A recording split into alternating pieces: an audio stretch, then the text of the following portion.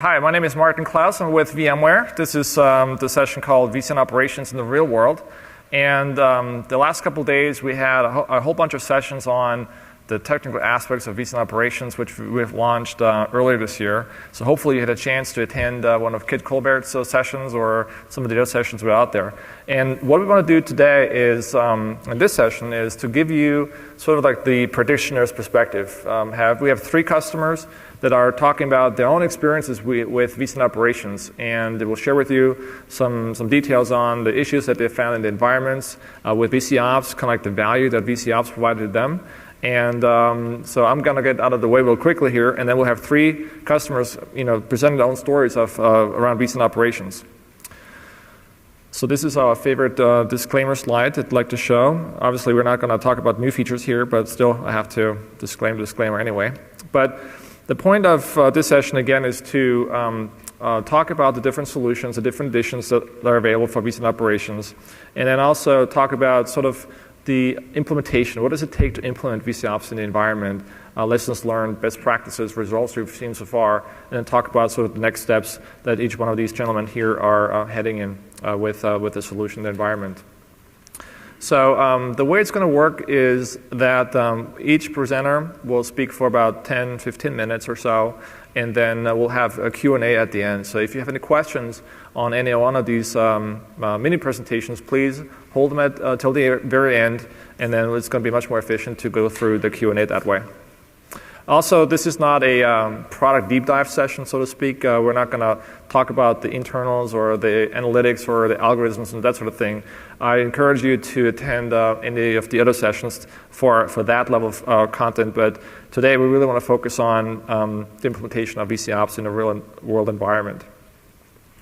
So with that, I'd like to introduce our panelists. We have, in fact, 3 healthcare companies here. This is not by design. This is pure coincidence. So is anybody here also working for a healthcare company? Sounds like we've got a couple of folks here. Our first speaker is Fletcher Coquette from Stanford School of Medicine. Then we have Brian Mack from a company called Maximus for healthcare on the East Coast. And then our last speaker will be Ian Dodd from Kaiser Permanente. And I'm not sure how familiar you are with the different editions of vCenter Operations, but essentially VCOps ships in 3 editions, and they're designed for different size environments, starting with our standard edition, which is really designed for vSphere only type environments. This is a good edition for all of you to get started. It can be downloaded and deployed in about 15 minutes. Most of our SMB customers and mid-sized companies are deploying VCOps standard. It's really designed for the small to medium type environments.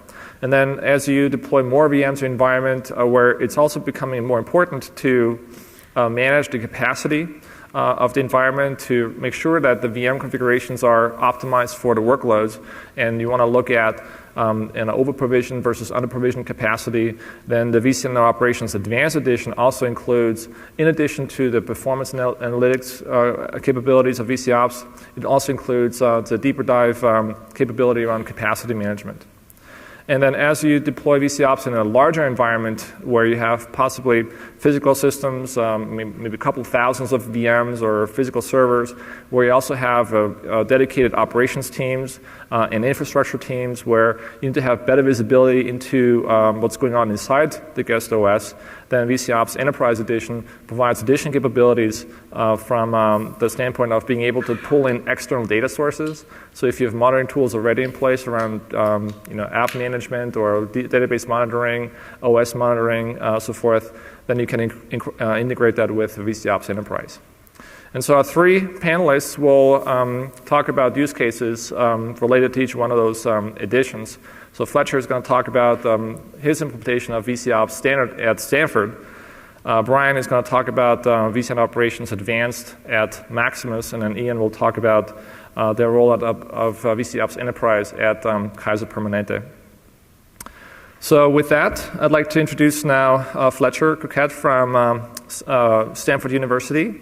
Fletcher was recently named vExpert 2011. He's a principal engineer at Stanford, and he has a degree in computer science. So his talk is focused primarily on the analytics piece of VCOps. He has tried to implement something like VCOps on his own, And he's going to talk a little bit about the value of dynamic thresholds versus static thresholds in an environment. So please take it away. Thanks, Martin. My name is Fletcher Coquette. Can everybody hear me? I'm principal engineer at Stanford School of Medicine. And Martin just took away my notes. I think I need those. So before I start, the feedback from our first session was that we needed to have more audience participation. So I thought I'd have a pop quiz. Can anyone in the audience name the co-founders of VMware?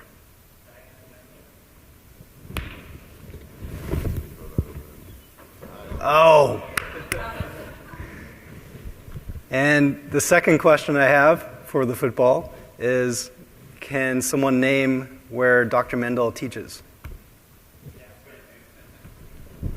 You got it. Why did you choose those ones? Coincidence, I guess. All right. So I'm going to refer to my notes.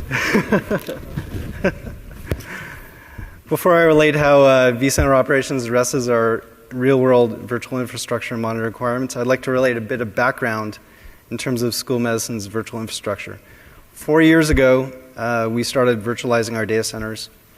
Currently, we're at 310 virtual machines running on 21 ESXi hosts, backed by 20 terabytes of NFS data stores on a 10 gigabit network. Each year, over the course of the last 4 years, we virtualized roughly 20 to 25% of our physical servers per year. We can track this by our PG&E, which is the electric company's rebate program in California. They offer rebates for taking physical servers off the grid. Also, Stanford has an ERP program which matches that. So it's quite lucrative to do this business. Today, our policy is to deploy exclusively virtual machines. Physical system deployments besides ESXi are by policy exception only. In terms of metrics, we use Zabbix, Cacti, and Big Brother. It monitors over 25,000 individual metrics at last count using a templating configuration scheme. These are configured to alert on static thresholds, for example, 95% disk space exceeded or 90% CPU exceeded. So today I'll talk about the challenges posed when monitoring a consolidated virtual infrastructure, how vCenter operations addresses these challenges and relate real-world issues that vCenter operations identified and helped us resolve. One inherent problem with many monitoring systems is the default static thresholds. These require a large investment of time to manually configure the thresholds to your environment. This can be mitigated somewhat by a use of templates. For example, all Linux VMs should alert on greater than 3 load average. But even then, oftentimes there is a one threshold fits all in the group assumption built in. This can induce false positives, for example, with Oracle VMs whose workloads are normally higher than 3. So more manual fine-tuning of the static thresholds is required, and it actually ends up needing specialized domain knowledge. For example, the Oracle servers have higher workloads. When false positives happen, the tendency is for the system and team to rush in and tune back the thresholds way back so that they don't get those 2 a.m. alerts.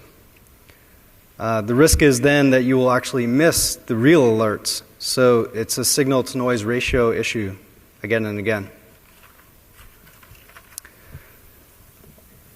Also,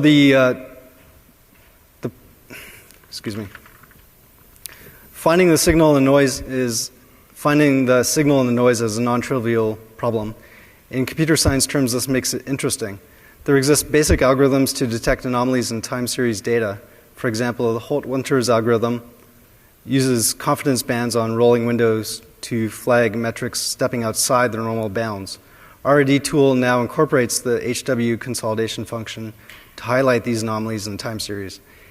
In this case, on this slide, we're seeing a open source cacti graph for the web hits per second, showing that the hits are spiking at midnight when the web crawlers tend to hit. Back in 2005, before we even embarked on data center virtualization, we were struggling with the thousands of cacti graphs and metrics, and no way to even begin to sort which ones were of interest. As a project, I wrote a system by which the relative ranking of these time series could be scored, and hopefully by how anomalous, using the H.W. Holdwinter's algorithm, how interesting they are, and then presented to our system and team in that ranked order. So this type of signal is interesting, but not necessarily actionable. What's lacking is the holistic intelligence incorporating more of the virtual infrastructure metrics. A solution to the problem of finding signal in the noise is to incorporate some intelligence via derivative metrics and dynamic thresholds. Why are derivative metrics significant? Well, they aggregate the first level metrics to compute a holistic derivative metrics such as health and workload that we see in vCenter operations. This ends up being less noisy, and it provides a natural smoothing effect.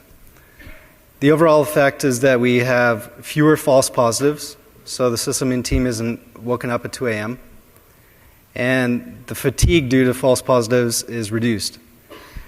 Derivative computations incorporate intelligence to further improve signal-to-noise ratio. With our old monitoring system, we literally spent a year reviewing weekly all the false positive alerts we had and then tuning them back. The sysadmin can effectively navigate from the high-level derivative metric like health or workload by drilling down to the root cause metrics in 1 or 2 clicks inside vCenter operations. Derivative metrics work with dynamic thresholds, obviating the need for specialized domain knowledge and man-tuning hours. Dynamic thresholds are based on dynamic computations for what baseline normal is for each VM or metric.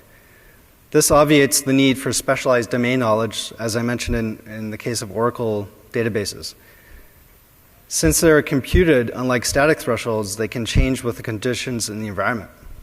Dynamic thresholds in conjunction with derivative metrics can virtually eliminate false positives. This is the value we found with vCenter operations. In addition, they can detect inefficiencies and transient conditions that are missed by most static threshold monitoring systems. They provide a holistic context or perspective for the sysadmin to monitor the overall health of the virtual infrastructure.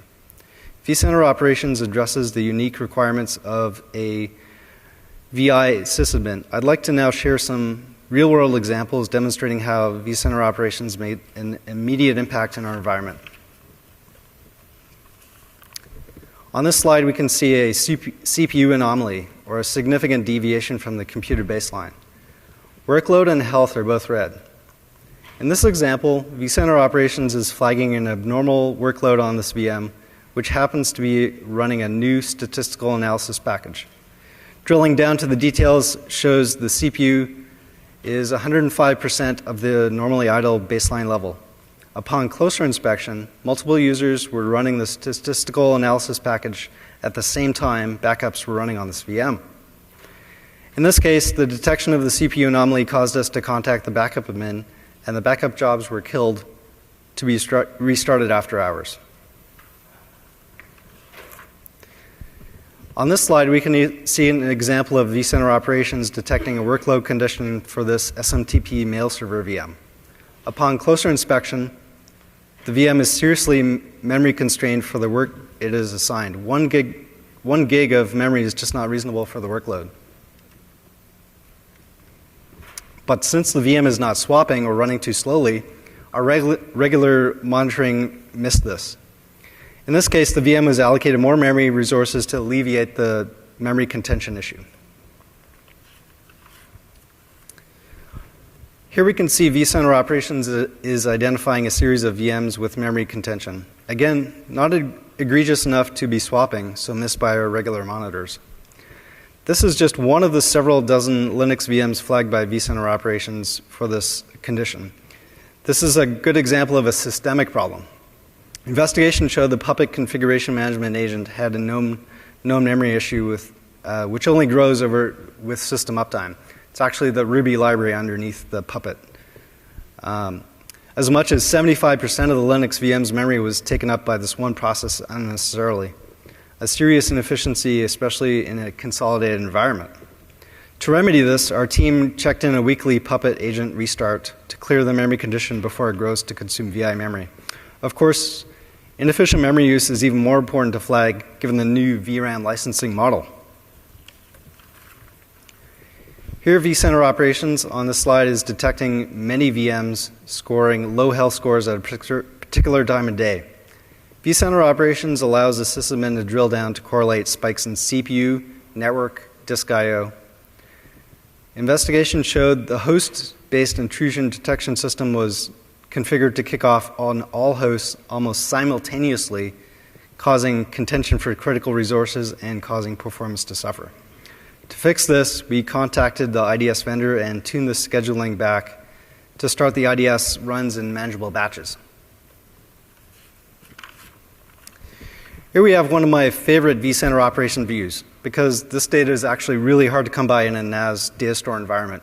We use NetApp NFS data stores in my environment. And because VM I/O contention can seriously impact performance. Here vCenter operations is presenting the heat map for VMs, sizing VMs by the size of the in the view here, the VMs consuming the most I/O, and the color indicates the level of latency experienced by that VM for its I/O resources. With this one page, we are empowered to make decisions about load balancing I/O among data stores, the importance of which vSphere 5 addresses with storage DRS. We can now decide to storage vMotion off VMs to local disk if necessary, or in order to isolate the load from the central data store, and watch vCenter operations to see how we are improving the performance of the virtual infrastructure as a whole. In conclusion, vCenter operations for Stanford University is a valuable tool in our environment, providing actionable insights into our virtual infrastructure.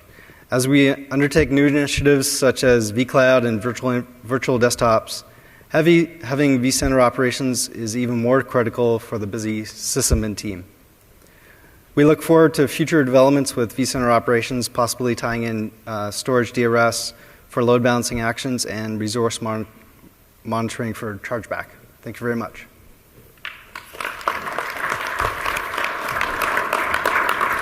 All right, thank you, Fletcher. I think it's fair to say that Stanford takes a more academic approach to IT than most organizations.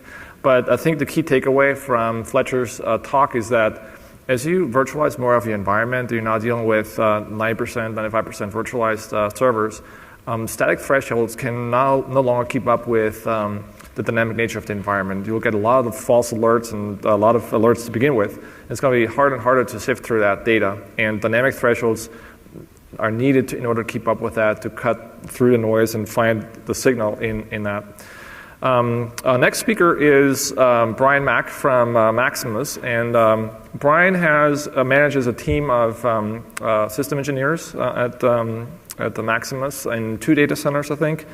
And the interesting use case here in this example is going to be how vCenter operations helped Brian find a couple of issues with a call center app. And in their case, the call center app actually created some interesting tension between the infrastructure team and the operations team, or the app team, I suppose, because there was a lot of finger pointing going on. Nobody could find the problem. And so being able to detect what was going on and why is, I think, one of the interesting... No, I want you to speak here. So, all right, Brian Mack, everybody. Is my mic on? Everybody hear me? Okay, good.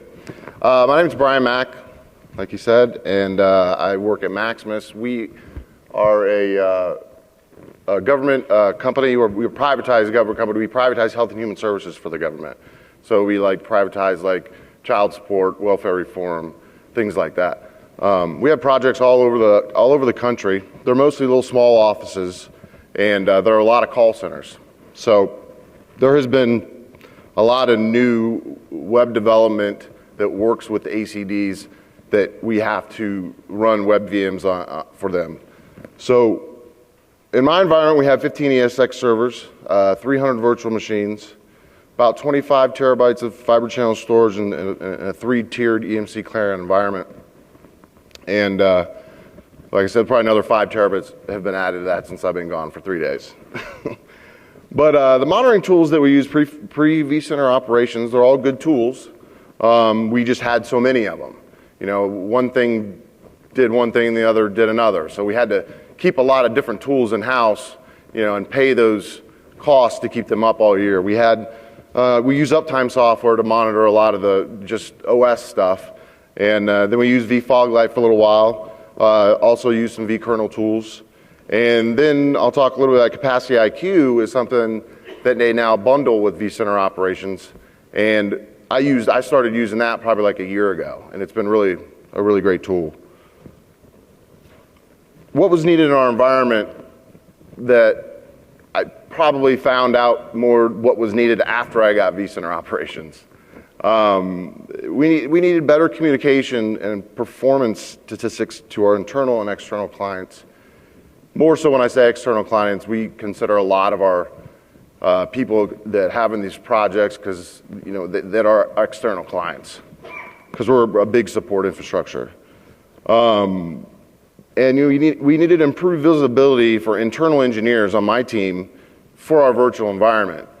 Using just the statistics in VMware wasn't able to, in vSphere, wasn't able to give the software engineers what they needed. And we just needed some better problem-solving tools. So basically, vCenter operations is what that was. I have a great relationship with my systems engineer, pre-sales engineer, and he gives me a lot of good feedback on some new tools and everything that comes out. So when this first came out, he gave me a great demo for it and got up and running in a couple days. We're able to see the whole environment, and we just purchased. So now we're going to purchase it out for our California environment. But Maximus, one of the real-world issues that we have are with these new software tools that we have that are web servers that provide for the call center agents. Basically, when the people call in, it goes through an ACD. They have another thing out in the cloud, blah blah blah. But basically, it always has problems with too many Java connections that are socket connections that are always open. And if something happens, they stay open. And you know, it's more of a network issue that I've able to find a lot using vCenter operations. But as you see here, we had an issue where obviously you see the red, and what we were able to find out was, and I have a storage engineer that works for me, and he gets emails or texts saying if something's wrong with his environment. And what was really cool is I have this up and running in my office all the time, so it refreshes all the time, and it just happened to refresh right when this problem happened. And what the problem was is one of the SPs panicked on the Clarion box, and that notified right away. Then the guy with the server, the CTI server that we call that gives these opens these connections for these call center agents, immediately called and said there was something wrong. So I was able to just look at this and then go to the actual VM that was having the problem, and I noticed that spike right there. So. And I looked for the disaggregate of instances and the number of outstanding IO operations. So I immediately was able to go next door to my storage engineer and say, I think we have a problem. And then he did get the alert that one of the SPs panicked. So it was, it's a very useful tool in the way that, not just an alert you might get on your phone or in your email that you might ignore sometimes. Having this up as a dashboard really helps. vCenter operations and Capacity IQ. That they, like I said, that they now bundle with it. But when I was able to now have those two tools plus my vSphere environment to find out what's going on, it really helps me go through the three tools and figure out what a problem could be. And then when I figure out the problem, I can use Capacity IQ to send reports to people. It's a very good reporting tool. And it also is able to show you, how many more VMs you can get in your environment. It's a good tool to take to your management to say, hey, I need another ESX server. I need something to throw in, which we were able to do actually when vCenter operations came in our environment. I was able to get another server, be able to sell it to my higher ups, and we were able to get another server. Now everything's green across the board all the time.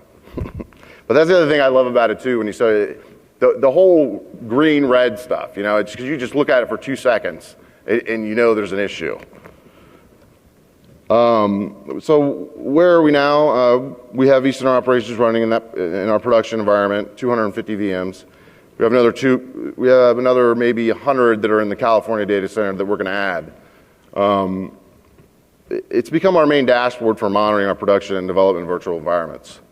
The cost savings that it's provided us is all those other tools that we had, now we can get rid of, and we don't have to pay those maintenance fees and support for those tools every year.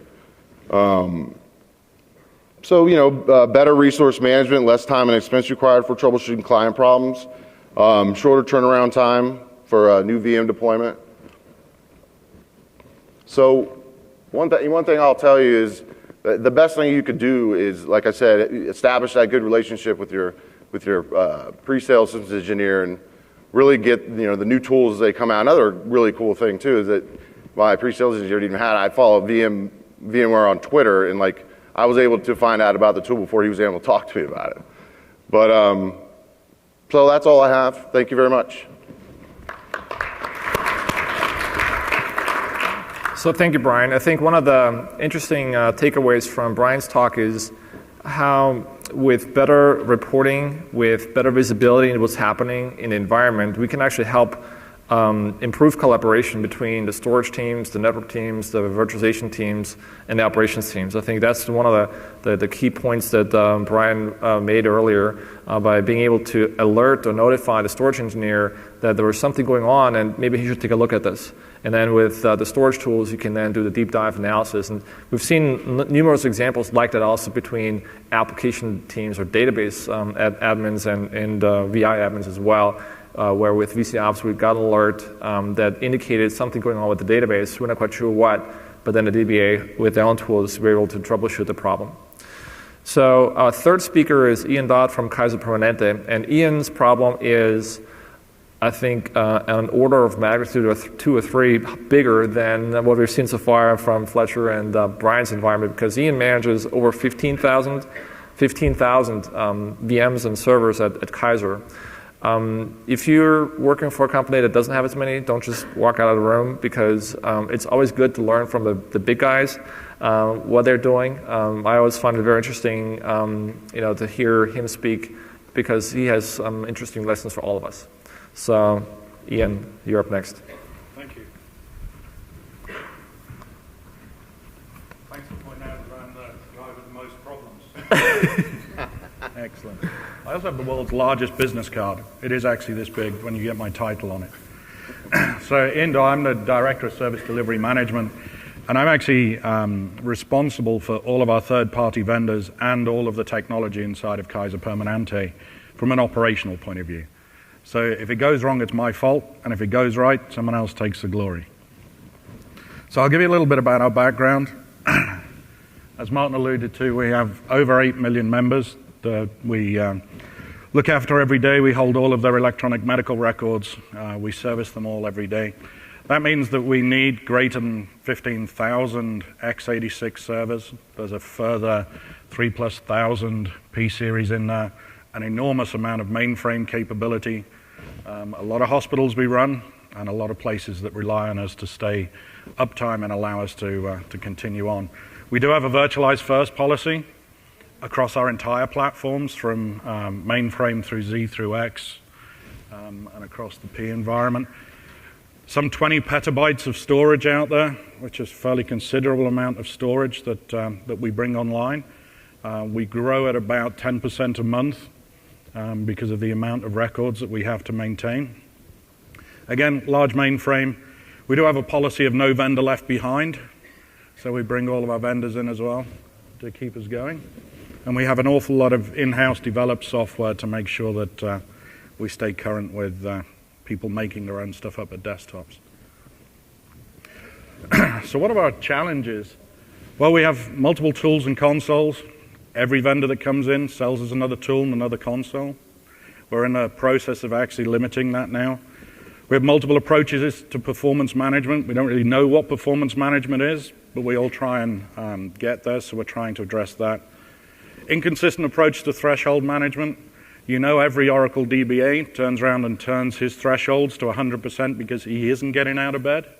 So he's going to manage his own thresholds out of there. That ends up with high ticket volumes due to threshold breaches. We have entire teams that do nothing but dispel erroneous tickets. So our proactive approach is challenging. When we don't know what we don't know, then it's difficult to actually focus in on what we were trying to do. We haven't fully exploited automation. We're very good at availability-based automation. If something breaks, we can restart it very quickly. If the same process breaks time and time again, we have a process for getting that restarted. Our approach is looking that we want to move into the next level of maturity, which is performance-based automation. Our metric acquisition is inconsistent. We don't have a template out there for each and every one of the servers and the server types. So we didn't know which metrics we were bringing in, and therefore we didn't know how to respond to them. And all of our workload is ticket-driven. Instead of having proactive, we wait for a ticket to arrive, and then we work on the ticket. So what are our goals out of all of those challenges for us? We're looking to reduce the consoles to only 2 operational views. That being one for availability and one for performance. Underneath that, we still have second level and third level tools that people are allowed in the environment, but you're only to have 2 views now that people look into. Our first swag is to take a 50% reduction in static thresholds so we can get the noise out. And then we're looking at taking the alerts that stay there and looking for a massive increase in both the fidelity and the specificity of the tickets. So not only do we route them to the right place instead of to catch and dispatch, we're now looking at using tools to actually enrich the alert themselves. So by the time it gets to the correct resolver group, it actually has elements of root cause analysis in it. It has elements of the actual CMDB data. It has elements of which issues are prevalent. It has impact analysis that goes off to the service desk that we can then work on to do that. We've instructed one of our suppliers to then look at consistent metrics. Effectively, they have taken one piece or one type of every piece of my environment, whether that be a Unix box with IIS on it through to a Z Linux box, and they brought me a set of attribute templates back that are consistent across the enterprise. So I now have reduced, and if any of you looked at the attribute list for an NT box, as it comes back, there's 4,096 metrics in there. We've whittled that down to about 128 that are actually useful. And now the gold standard means that we deploy as per the templates. The other advantage that's given me is when it comes to a tool discussion, I can very quickly go back to a vendor or go back to my business unit that's trying to buy a new tool and prove to them that we are already managing and monitoring the metrics that are relevant. So we no longer have tool discussions. No matter even when the vendor gives it away free, they're still not allowed to bring it into the environment because our intent is that we have the metrics covered. We have created a dedicated approach to performance management, and we've made a huge investment in it, and I'll explain that as we go through. So this is my 5-stage program. It's for those of us that do ops well, is that we go through a 5-stage withdrawal program. So our first one is based around acquisition. Acquisition is something that I've banged home all the time in my organization. If I'm acquiring the right metrics, I then can pick the right tools to be able to take action against those metrics. So I have my big bag of doorknobs of tools that I bought. What I do is I take the attribute package that has been created for me. I look at the best tool that fulfills that, and I deploy it against my environment. I'm not looking at the GUI, I only look at acquisition. And the reason I don't need the GUI is because the 2 platforms we've chosen, and I'll explain them in a second, are both heterogeneous in nature. They will take a feed from anywhere. So now I'm only about acquisition. I don't have to go single vendor. I can go open source if that gets me the data I need. I can go for a vendor that doesn't have such a great GUI because I'm only interested in acquiring those metrics. Availability is the next step for us, is to look at creating that single pane of glass. This is the catch and dispatch guys. These are the guys that it goes red because it's broken, or it goes red because the link is down. That's availability monitoring. You can't get away from that, and performance management will not allow you to address that. So you still have to have the catch and dispatch. We're also building in, by virtualization, we're building in high availability to try and reduce the reliance on the availability monitors. Performance, we took a slightly different step. And I don't mean to insult any SAs in the room, but if I send somebody a performance alert that says you are likely to have an issue in 3 hours' time, the first time that SA is going to look at it is 3 hours and 1 minute later to see whether it broke. So we took that charter and we've created the critical application support team. It is a dedicated team of about 50 people that manage only based on performance 24/7 across our environment. They don't answer tickets.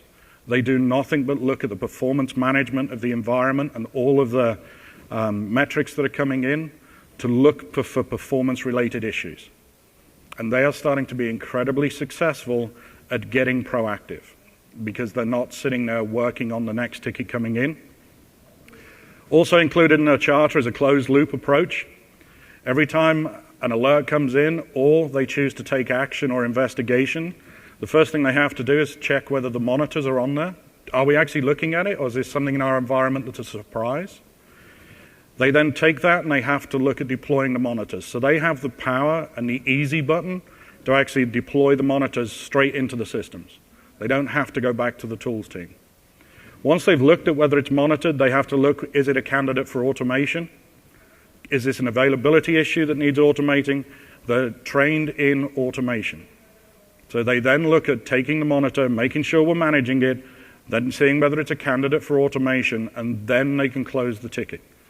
So the problem record stays with the CAS team until it's actually closed. And it's proving very successful to have that in the performance environment.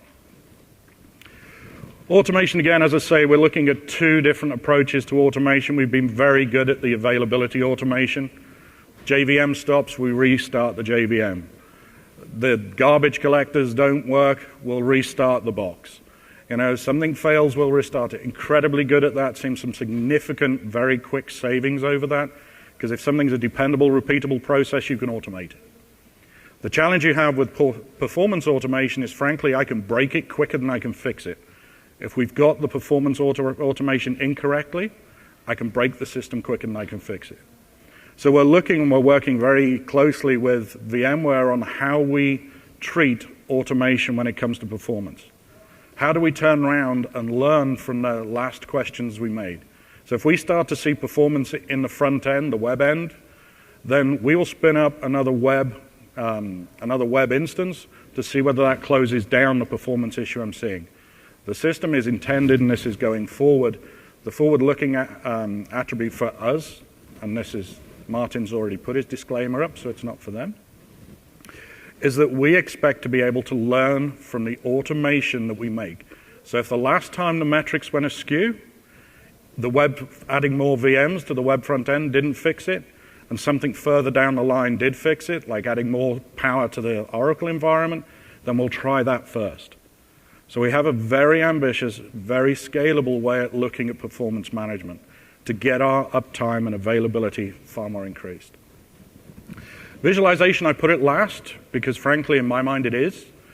You'll all know if somebody's come in and sold you a tool, the first thing they show you is the GUI. And we all look at it and go, yeah, that's great, looks cool. But you get lost in what it does under the hood. So we don't look at any visualization until such time as we deploy it to the operational teams. So our relative architecture, the way that we built vCenter operations, and it's been a very deliberate way, is that we've taken a multi-tenanted approach to it. Each one of our lines of business get their own instance of vCenter operations. A number of reasons for that is that we can configure it to meet those operations. We can put in different time windows, different maintenance windows, and I'm not having to bring everybody down to do a system upgrade. I'm not having to bring everybody down because I have to restart the services. Every one of our lines of business get their own instance.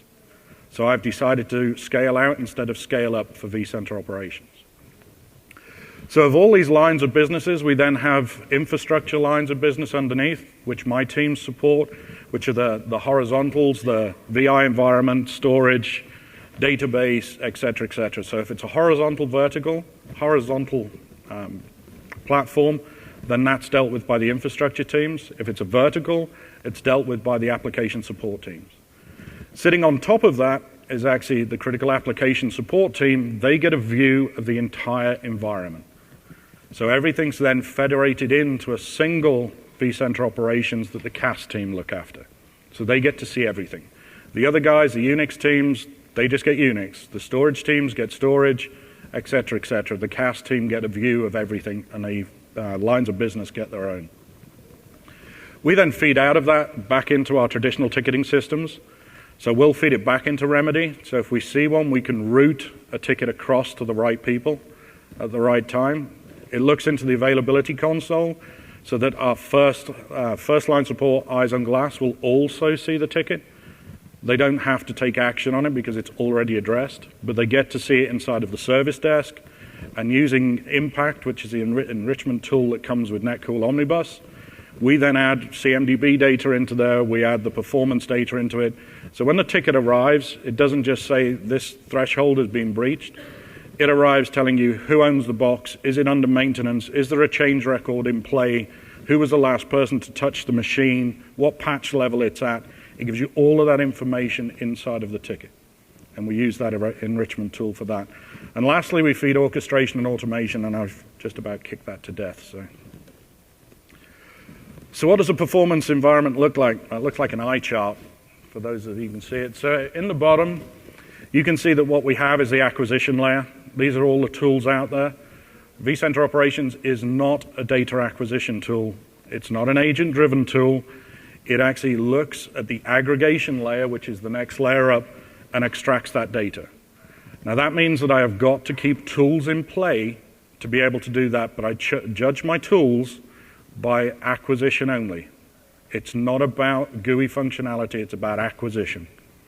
That means that I can now go back into my bag of doorknobs and look at which elements of the tools I've now got duplication in. So I have a first decision around duplication and eradication of that. I then have a second decision to make about financial due diligence across those tools.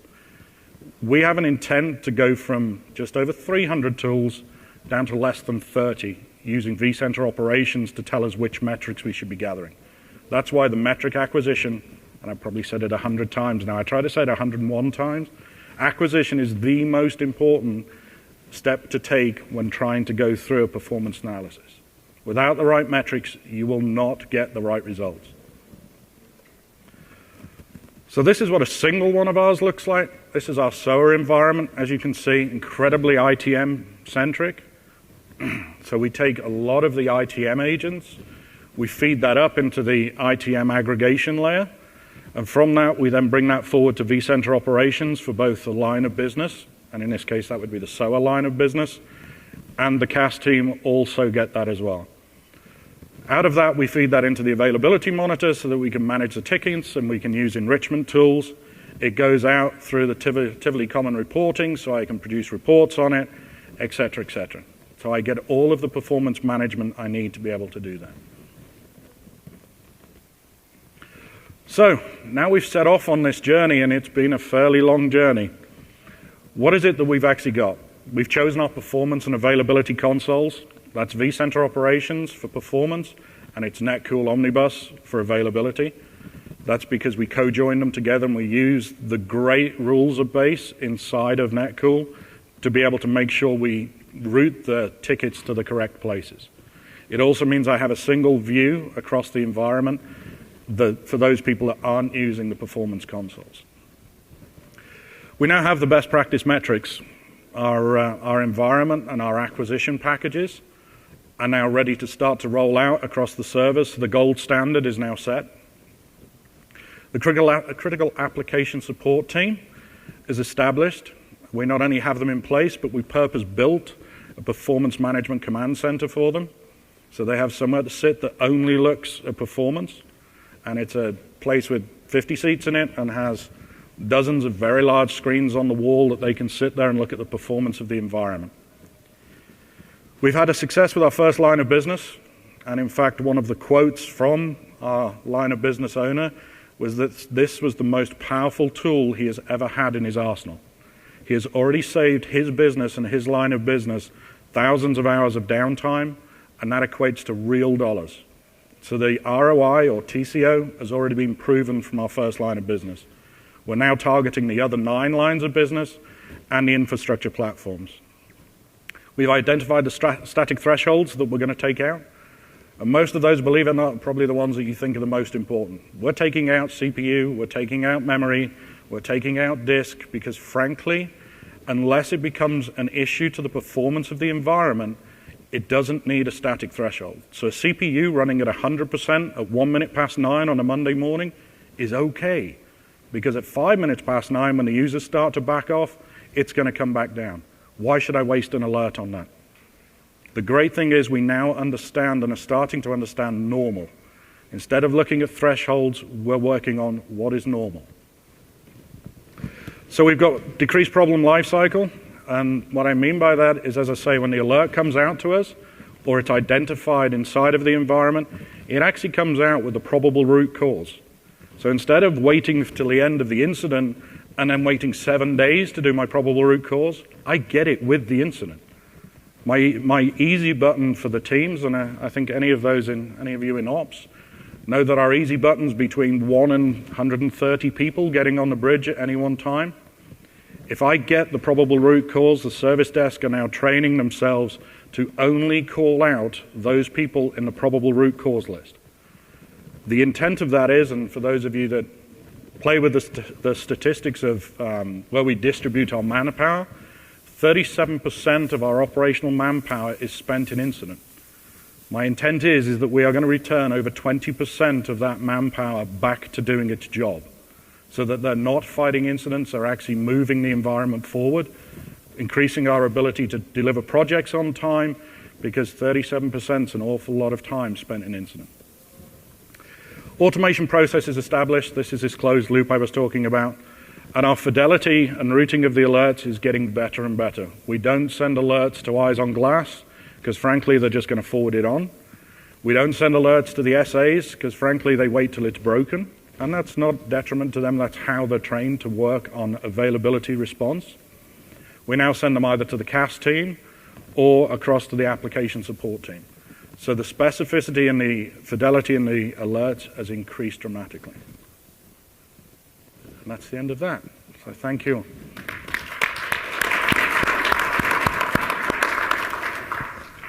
So I don't think I promised too much earlier than when I said that we all have some lessons to learn from Ian and his environment. Now it's time for some Q&A. So if you have any questions about Fletcher, Brian, Ian's environment, please line up behind either one of these microphones. We still have a few minutes in our time left.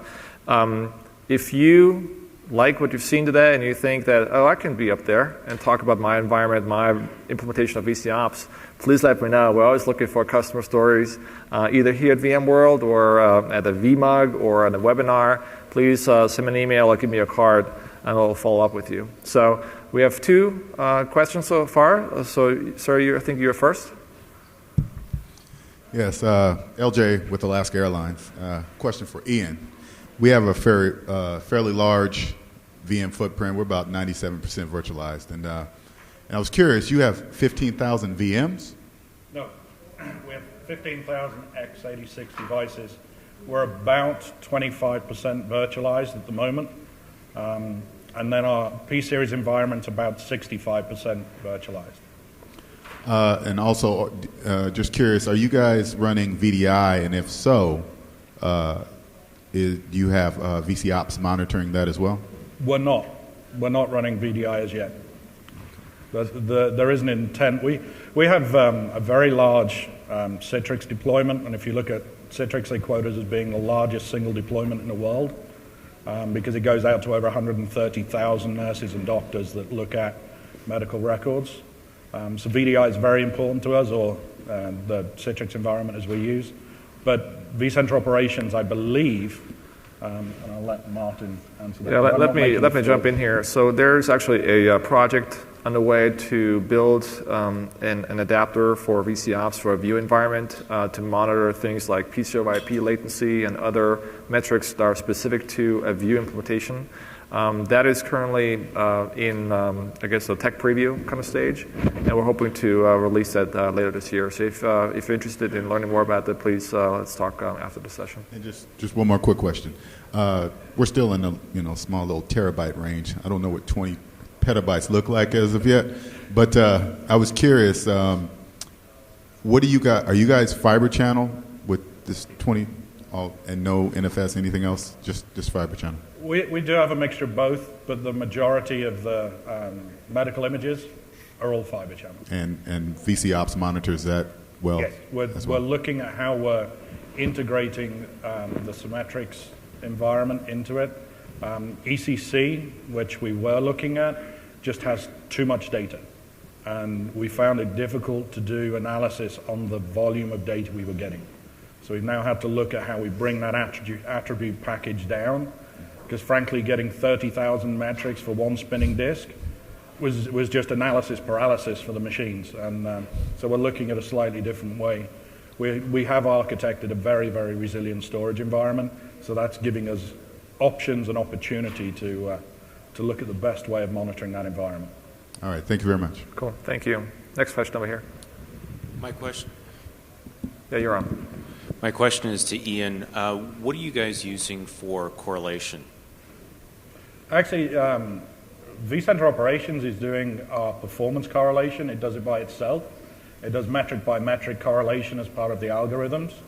We actually use Netcool Omnibus for the event correlation to look across that. We've taken an approach that we can architect availability into the systems, so that we should only look at how we aggregate across our lines of business and our infrastructure. So we've actually rolled it up, and we don't look at individual monitoring across individual systems, because we've taken the choice to deploy high availability architectures to deal with availability. So we use Netcool Omnibus for our alert correlation. Impact is the tool that comes with Netcool that does this enrichment. And then we have vCenter Operations that reports to the CAS team. So you're not using TADM for discovery or any of that kind of We stuff? are using TADM as one of the feeds. TADM's going into our CMDB, and the CMDB feeds into the enrichment tool. There is also a closed loop where we feed the performance data back out of vCenter Operations. The intent is that will go back to the CMDB as we do that. So we're trying to close the loops, but this is a short way into a very long project. It's expected that we'll be doing this for the next 3 years as we fine-tune what we're doing and as we bring in more and more adapters. The last part of which is going to be our tools reconciliation, where we expect to understand how we're going to make that 90% attrition in tools that we have in the environment. Thank you. All right, very good. Any other questions? I think you were waiting. There you go. For Ian again. So you chose to scale out instead of scale up for your thing. Did you hit a point where you tried to scale up and it couldn't handle that anymore? Was there a point that you decided we need to break this out into smaller chunks, or?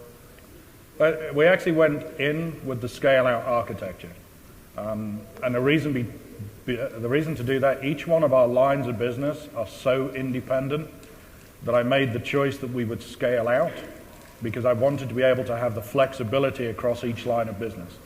Can the equipment itself scale up? It can, but frankly, I'd be giving it its own P9 to make that happen. So from a financial point of view and an operational point of view, we never tested the scalability. We decided to scale out. And you're not experiencing any issues with your current. What's your largest business line? For about 4,500 servers is the largest line of business. And frankly, the expectation around the box, or the boxes that we deployed it on, we've decided to virtualize the entire vCenter Operations environment. So it actually lives in its own virtual center. And the reason for doing that is that I can take horsepower from anywhere to deliver it across to the others. So a very deliberate way of doing it, but we've not hit that level. The expectation is that our largest will probably be about 4 million metrics, and that will come from the line of business with 4,500 servers. And how large are each of those servers? Do you know, I'd have to go back to the architecture team that scaled them up. I don't have that answer. Very good. Thank you. Next question. They're not P-series, I can tell you that. So they are x86, which means they're reasonably cheap. There is the option, because it runs on Linux, that maybe one day we'll move it to the mainframe and do it there, but I can't say that in front of VMware. It runs very well in the x86. On your x86 mainframe, maybe. Was wondering if any of our panelists there have any quantifiable savings metrics that may help some of us in the room in trying to justify the acquisition of a tool. So in terms of number of incidents reduced or dollars saved, time freed up, that sort of thing? I would say, I mean, I don't know. I was going to say maybe for, you know, you wouldn't have to have so many people, you know, looking at problems, or, you know, it really gives you the ability to use it, like in my environment, as a dashboard. So, you know, I only have me and another guy that do the VMware stuff, and it's actually made it a lot easier for just me and him to do it. But as far as, I mean, to me also, like if you in your environment, if you do have a lot of software developers or such, I mean, we weren't able to provide them any information that they needed. Now we can provide them a lot more information. Mm-hmm. So it helped us sell that, because they were asking us for some type of metrics that we didn't have. I think one way to approach this is to kind of know what is your incident cost, or the cost of an outage, in terms of the people tied up on conference calls, or the cost to your business from lost revenue or other sort of business impacts, right? And I think, Ian, you have an interesting way of tracking the number of incidents avoided. Do you want to talk to that real quick? Yeah, I mean, we've created, and there's a little bit of fun around it as well as a really serious measure. We've created the near miss report. And the near miss report is every time we catch a known incident or a potential incident with performance management, it's written down, the RCA is done on that, and the value cost quotient against it is turned into real dollars. So if it actually stops an incident, or it reduces the number of people on an incident, we can qualify that into real dollars. The near miss report also gets you a better parking space, you know, if you get more on there, but that's the fun. Is that like the TPS report? The TPS report. So that's the approach we've taken. I mean, to give you some of the industry metrics that we're coming back from, we can't report out on them because, frankly, we put an awful lot of money into making this happen. Is the main one is 37% of all of your operational staff spend time in incident. So anything you can reduce from that is real cost savings. The next one is that the cost of every incident actually runs at about $5,000 to set a bridge up. And then depending on how many people you have on that bridge, you can then be running at $6,000 or $7,000 an hour in people time to be doing that. So as you reduce your MTTI, so the time it takes to identify, you can reduce the number of people that are attending those bridges. They are real quantifiable dollars that you can go back with a business case, because that's how I built mine. So these are real figures with real people, and you guys know that, you know, the soft, fluffy stuff around, you know, branding, hopefully there's no brand people in here, is actually, it's quantifiable with the branding guys, but the real cost is in FTE. How many people have I got not doing their job because they're responding to incidents? All righty. So, sir, do you have a question, or just stretching your legs? There you go. Go ahead. Yeah, it's interesting. You know, I know we're talking about operational problem solving and incident reporting, but one of the things, and I think it's more for Brian and Fletcher, is have you been able to quantify, because I saw with Fletcher's thing, he talked about chargeback. Have you been able to quantify what it's costing you to put a guest machine up under VM? And it's kind of an important question, because as you're figuring out capacity planning, you have to also figure out what the cost of that is. And at some point, you may say, hey, this really doesn't fit this model. It should go someplace, you know, whatever else you want to move it to. So I was just wondering if either of you, or even Ian, is, you know, but the two smaller environments I think would have, I think they have a greater impact on their environment right now. Are you talking about monitoring, like vCenter operations, or are you talking about like whether or not you should virtualize something. Someone comes to you and says, hey, I got a project, got to do this, and you kind of know what your capacity is right now, and you know what it's costing you to put a host up, and you know how many VMs you can run under, you know how many guests you can run under it, and this is what the cost is per VM. So when you go back to your line of business, you said, okay, you want to do this is what your cost is going to be. Or if you really think you're going to buy your own server, this is what your cost is going to be. Right, you can really quantify those numbers pretty well and be able to tell them, you know, that it would cost them a lot more money to buy a server, so than they would virtualize something. It's also different how people charge out for their VMs to people. Like it's a good example in my environment because everything is project based and the projects have like their own P&L, and we do charge out to them. But we haven't really been able to do it real well with the virtualization yet. You know, of course, VMware has some great tools for that as well.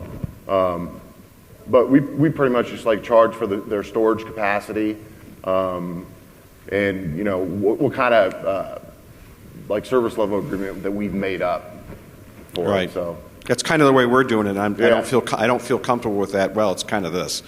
Right. And they're not that comfortable with it. That's why, in my opinion. And what's the name? Chargeback, the tool, you know, I demoed that once in my environment. That's an awesome tool to get if you really want to give the numbers for everything that they're doing.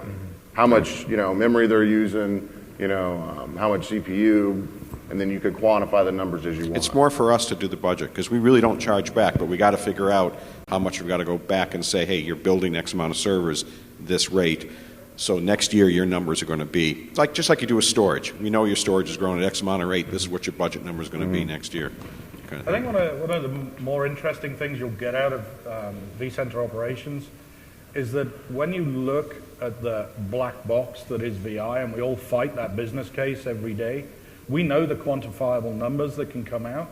But what we can't do up until the deployment of vCenter Ops is actually to prove the performance, whether it was degraded, up, down, or different. And the great thing that we've been able to do is to go back and say, how much are you willing to pay for performance?